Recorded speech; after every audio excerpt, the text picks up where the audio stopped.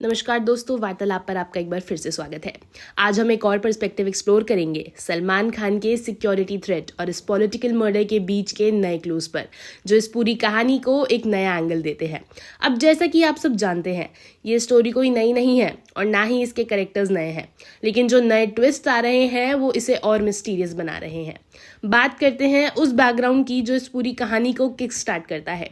1998 में सलमान खान ने राजस्थान में ब्लैक बग हंटिंग का केस फेस किया था और ये वही इंसिडेंट था जिसमें बिश्नोई कम्युनिटी के साथ उनका कॉन्फ्लिक्ट हुआ था।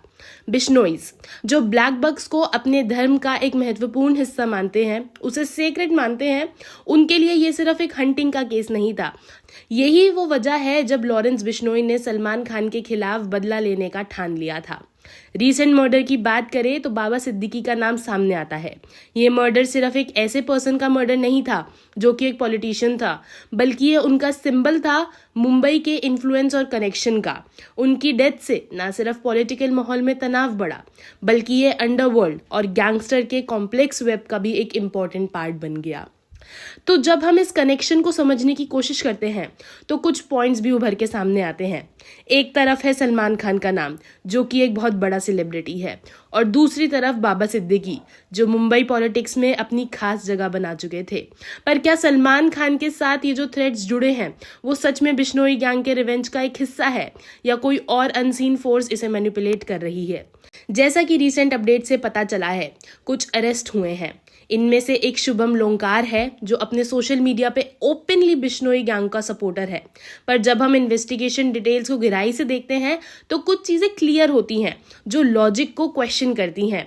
क्यों इन यंग और इनएक्सपीरियंस क्रिमिनल को ऐसे हाई प्रोफाइल मर्डर में इन्वॉल्व किया गया है? क्या ये पॉसिबल है कि ये सिर्फ स्केपगोट्स हैं और असल मास्टरमाइंड तो कोई और ही है जो कि बैकग्राउंड में छुपा हुआ है? अब एक और एंगल है जो समझना बहुत ज्यादा जरूरी है, और वो है नॉर्थ इंडिया और मुंबई अंडरवर्ल्ड का ओवरलैप।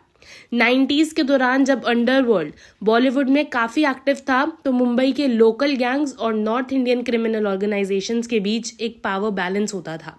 अब जब मुंबई अंडरवर्ल्ड का होल्ड वीक हो गया है, तो क्या बिश्नोई जैसे गैंग्स और माफिया ग्रुप्स अपने इन्फ्लुएंस को यहाँ एस्टैब्लिश करने की कोशिश कर रहे हैं? सोचने वाली बात है।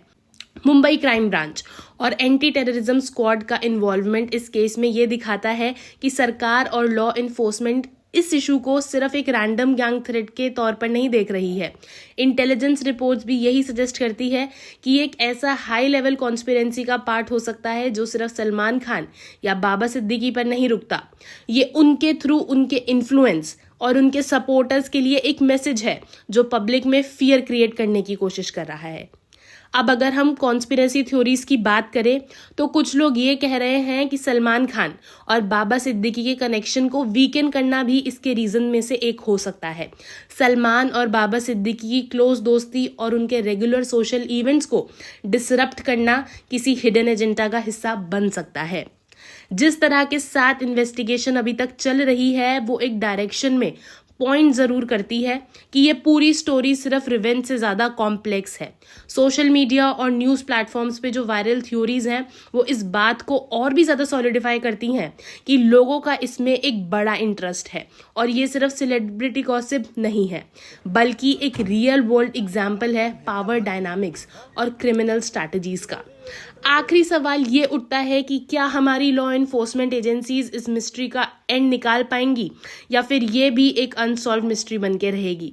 आपका क्या ओपिनियन है? क्या ये सिर्फ एक रिवेंज स्टोरी है, या फिर इसमें कुछ और हिडन मोटिव्स भी हैं जो आज तक सामने आ ही नहीं पाए हैं? अपने थॉट्स कमेंट सेक्शन में जरूर शेयर करें और हमारे चैनल वार्तालाप को सब्सक्राइब करें, ताकि हम इस इशू पर आगे और जो भी इनसाइट्स लाएंगे वो आप तक पहुंचते रहे। तो दोस्तों, ये थी आज की स्टोरी। अगले वीडियो के लिए वार्तालाप को सब्सक्राइब करें, बेल बटन को ऑन करें।